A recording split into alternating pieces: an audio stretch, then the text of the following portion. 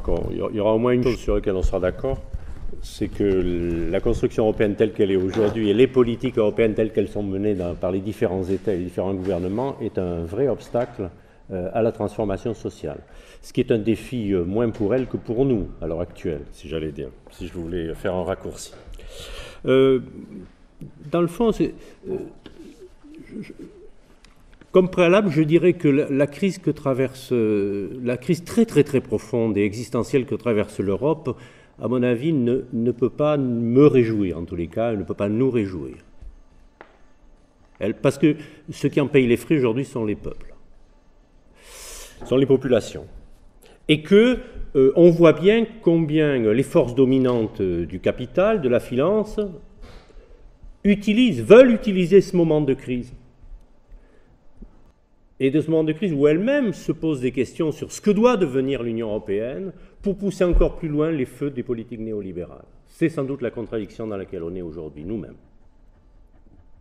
C'est que c'est au moment où cette construction est touchée par la crise des politiques néolibérales telles qu'elles ont été menées depuis les années 80 et par la crise de 2007-2008, qui n'a fait qu'aiguiser, disons, les tensions intérieures et qui a poussé d'ailleurs à des renforcements de type autoritaire et de politique d'austérité. Je prendrai bien sûr l'accord, le pacte budgétaire, les accords entre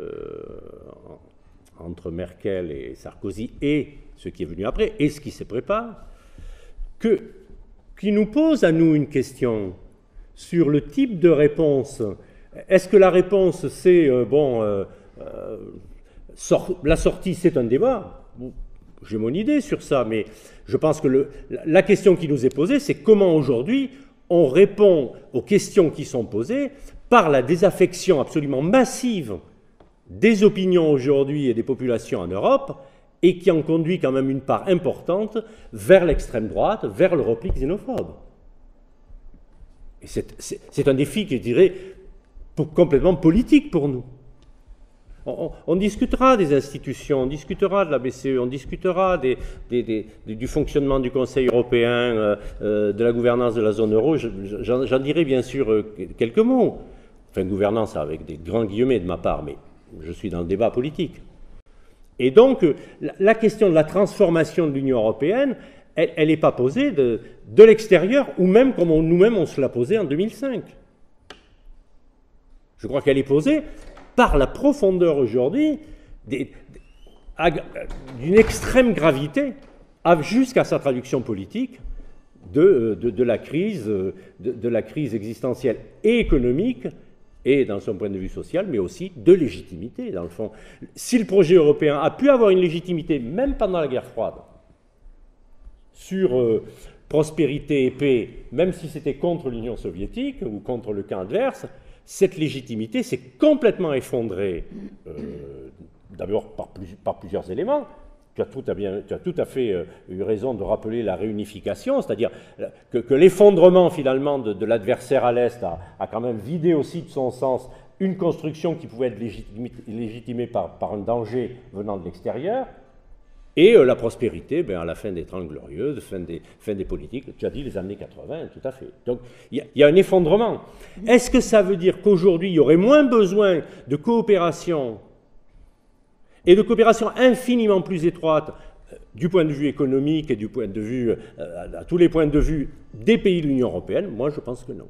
Je pense que justement cette crise, parce qu'elle pousse à un double éclatement, l'éclatement à travers la crise des réfugiés, qui est l'éclatement de Schengen et l'éclatement de ce que pourrait être un espace de solidarité, et le Brexit. Si vous discutez avec des gens aujourd'hui à Bruxelles ou dans les institutions européennes, ils vous disent, de toute façon, tout est bloqué jusqu'au 23 juin. Mais l'accord qu'il y a eu entre le Conseil et les Britanniques, c'est un accord terriblement régressif. Donc on voit bien dans quel sens les choses vont aujourd'hui. C'est éclatement du point de vue de la solidarité vers l'extérieur et étouffement, écrasement des solidarités intérieures qui sont celles finalement qui peuvent donner sens à un tel projet. Et pour donner un tel projet qui permettrait et qui doit permettre, et qui permettra, si c'est une question de travail aussi, et de rapport de force et de lutte, qui permettra et d'affronter les grands défis, y compris par rapport au marché financier, etc. Il y a des batailles à mener qui peuvent avoir un cadre européen. Et les grandes questions environnementales, et les grandes questions aussi des harmonisations sociales, à la fois à l'intérieur de l'Union européenne, mais qui se posent aussi dans les échanges internationaux. Qui dit aujourd'hui développement des échanges internationaux et libéralisation des échanges internationaux, implique aussi de donner une dimension plus globale encore à ce que peut être la lutte contre le dumping social et le dumping fiscal. Vous n'avez pas besoin aujourd'hui de parler des problèmes de dumping fiscal. Bon. Donc c'est ça. Est-ce que l'espace européen politique, je ne dis pas l'addition de X États, un espace politique européen, n'est-il pas nécessaire aujourd'hui pour répondre aux défis auxquels nous sommes confrontés globalement?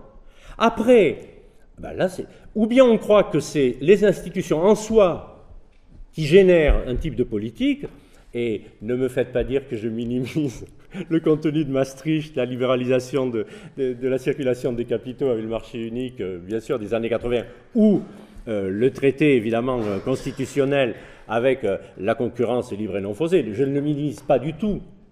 L'utilisation des institutions, comme d'ailleurs dans chaque pays, comme on utilise les constitutions et les lois électorales et toute une série de systèmes institutionnels pour maintenir le système, mais est-ce que ça veut dire que ces institutions elles-mêmes sont fondamentalement inébranlables? Mais je pense absolument pas. C'est absolument le contraire. Quand il a fallu sauver les banques, on a fait marcher la planche à billets. Mais moi, je voudrais attirer l'attention sur... il me reste combien de temps? Non, il te reste près d'un quart d'heure. Voilà. Moi, ce qui m'intéresse dans les situations, c'est les contradictions sur lesquelles on peut s'appuyer. Pour faire passer ses idées, pour ses stratégies. Mais par exemple, lors des dernières élections européennes, quel a été le double enjeu de la discussion politique? Je ne fais pas confiance à Juncker, je ne fais pas confiance à Merkel, je ne fais confiance à personne, je suis comme vous. Mais je m'intéresse à ce qui se passe dans le débat politique, qui traduit toujours quelque chose. On s'est trouvé confronté à la question du débat sur l'investissement. Le thème qui est monté à ce moment-là, c'est l'investissement. Le thème du discours d'investiture de Juncker, entre autres, c'est le social et l'investissement. Pourquoi? C'est parce qu'on arrive à un point, avec la crise de 2007-2008, où les dégâts de la financiarisation font poser à un moment donné toute une question de « bon, et cet argent, il a servi à sauver les banques, mais maintenant, comment on fait ?» Et quand le débat sur l'investissement devient aussi une question politique à l'intérieur même du pays dominant qui est l'Allemagne, avec retard sur les infrastructures, toute la priorité aux exportations et le problème d'une relance de la consommation intérieure, etc., dans le nouveau monde, on voit bien que là, ce débat-là sur l'utilisation de l'argent, non pas en termes économiques, disons, moi je ne suis pas un économiste, hein, mais la question de l'utilisation de l'argent qui va à la finance et qui fait des bulles qui ont des conséquences catastrophiques, qui impose une austérité, enfin l'obligation d'austérité, mais qui conduit à des échecs. Le cas de la Grèce, il est exemplaire, après c'est aux Grecs de décider ce qu'ils veulent faire, mais le cas de la Grèce, non, mais je dis ça, je suis solidaire évidemment, mais non, je veux dire, après il y a des dimensions politiques, mais je veux dire, s'il y a eu un exemple critique, disons, à travers la Grèce, c'est bien que l'austérité, ça ne marche pas. C'est ça qui a donné force, en quelque sorte. Je pense que si Syriza a été élu, c'est pas parce qu'ils avaient un super programme de 250 pages. C'est parce qu'il y avait 2-3 trucs, il y avait effondrement des anciennes forces, il y avait perte de crédibilité politique. Et donc, mais ça a été pareil en Espagne. En Espagne, le débat, c'est ça marche pas. Et vous voyez bien que l'ensemble des gouvernements sont confrontés à un moment donné ou à un autre à cette question-là. Mais ce débat, il vient maintenant, y compris dans les débats à l'intérieur de l'Union européenne. Si vous lisez le Figaro de ce matin, vous verrez, il y a un débat à l'intérieur de la Banque centrale. Les Allemands ne sont pas d'accord avec une certaine politique, parce que vous avez vu, il y a la fuite en avant de Draghi, il y a une fuite en avant. Mais cette fuite en avant, elle se heurte encore davantage à une évidence qui est cet argent, cette masse d'argent qui est donnée sans condition à des taux zéro aux banques, ne sert pas à l'investissement et à l'emploi. Et donc ça devient un problème politique et pas un problème économique. C'est un problème économique. Et donc c'est bien là que se pose la question de quel type de bataille on peut mener aujourd'hui et ici. Parce que dans le fond, cette crise, elle n'est pas simplement une crise du capitalisme en général, elle est aussi un moment terrible d'affrontement de classes à l'échelle européenne. Et qui conduit à une désarticulation, qui conduit à l'intérieur, en Europe de l'Est, au repli nationaliste et xénophobe, des fois même avec une dimension un peu plus sociale, si on regarde ce qui se passe en Slovaquie ou en Pologne, avec y compris des mesures restrictives, mais qui se font pour résister d'une certaine manière à des pressions d'austérité. C'est des situations extraordinairement insaisissables. Et dans le discours aujourd'hui qu'il y a contre l'Europe ou pour les sorties de l'Europe, elles n'ont pas nécessairement une dimension progressiste. Je pense que ça, c'est un vrai défi pour nous. Et c'est pour ça que l'idée qu'aujourd'hui, pour affronter les grandes questions qui sont posées et aux Européens et à chaque pays, et de manière plus globale, il y a besoin d'un espace politique européen, je crois que c'est un débat. Et le débat ne se réduit pas, comme on voudrait nous y enfermer, en tous les cas c'est ma position, pas que la mienne, mais c'est la mienne ici, entre souverainisme ou fédéralisme. D'abord, je trouve qu'il y a une escroquerie intellectuelle à parler de fédéralisme quand il s'agit de davantage de centralisation et de moins de pouvoir à ceux qui sont partis à la fédération. Si vous voulez une fédération, c'est aussi ce qui permet de mettre ensemble ce qui est utile à tous et ensuite de laisser les gens faire. Alors moi, je ne suis pas un fédéraliste parce que la France n'est pas construite sur la base d'une fédération et que nous, on pense que la question des nations n'est pas dépassée. Je suis de ceux qui pensent que la structure nationale n'est pas dépassée. Mais je fais une distinction entre souveraineté nationale et souveraineté populaire. Je pense que la souveraineté populaire, ça veut dire que le citoyen, la femme et les hommes, elles doivent avoir droit de regard et d'intervention sur tous les espaces où se prennent des décisions qui le concernent, c'est-à-dire jusqu'à l'espace européen. Jusqu'à l'espace européen, ça veut dire qu'il y a des mécanismes et non pas de démocratisation abstrait, je ne parle pas simplement de représentation, encore que je trouve qu'on laisse en France beaucoup trop tranquille les parlementaires nationaux qui font des choix qui concernent l'Europe. Personne ne va... Quand on parle Europe, on dit qu'il faut parler aux députés européens. Mais on ne s'adresse pas à ces députés ou à ces sénateurs qui, eux, acceptent dans l'enceinte qui est l'enceinte nationale de cette question-là. Ils sont complètement dédouanés. Et après, c'est plus facile pour eux de dire « oui, mais c'est pas nous », etc. Et je pense que là, on a un problème de politiser la question européenne. Parce que quand on en fait une question extérieure ou une question institutionnelle, en fin de compte, on se crée un décalage de fond entre la politique qui me concerne et le lieu où elle a lieu. Eh bien, pour l'Europe aussi, c'est des politiques de gouvernement. Merkel, elle fait des choix politiques, et quand elle fait pression, elle le fait. Et quand Sarkozy signe l'accord avec Merkel après la rencontre de Deauville, etc., enfin bon, l'accord, il le fait parce qu'aussi ça lui permet d'accélérer la mise en œuvre des réformes structurelles dont ont besoin les grandes entreprises françaises et le capital français, et voir la loi Khomri.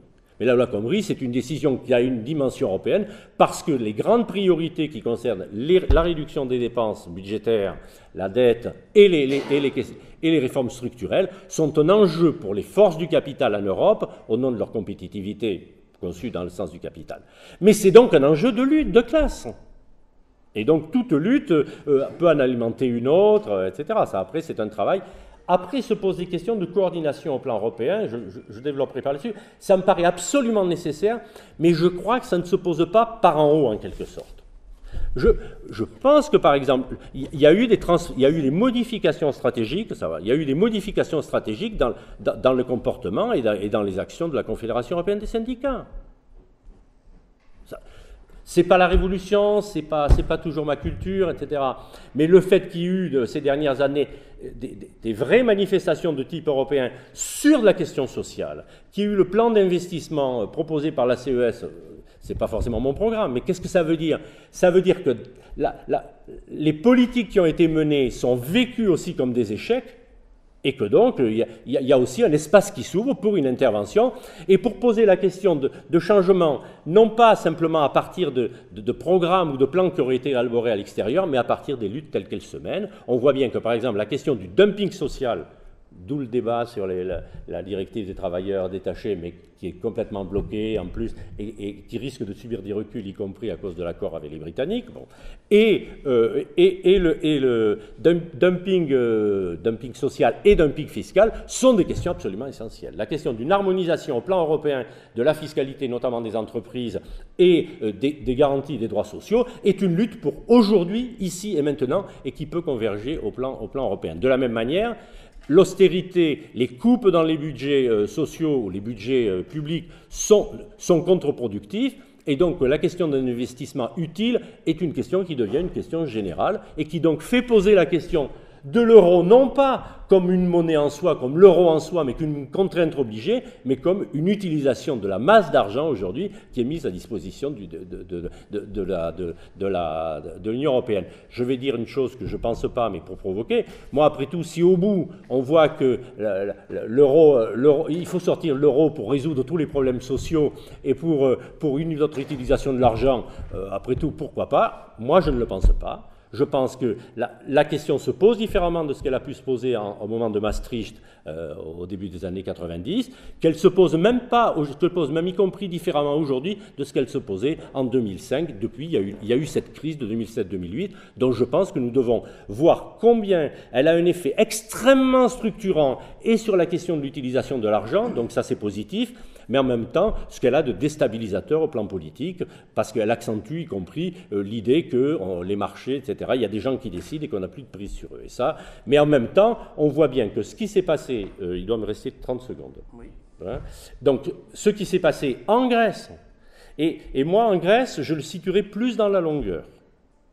Après, la question du soutien à Tsipras, etc., aujourd'hui, c'est pas... Mais qu'un pays décide et qu'il ait eu à s'affronter 28 pays, ça c'est une leçon pour nous tous, 27 autres pays, dont l'Allemagne, avec le soutien de la France et des principales puissances, l'opposition de tous les pays du Nord, parce que ça se joue à plusieurs aussi, et ce sont des gouvernements qui décident.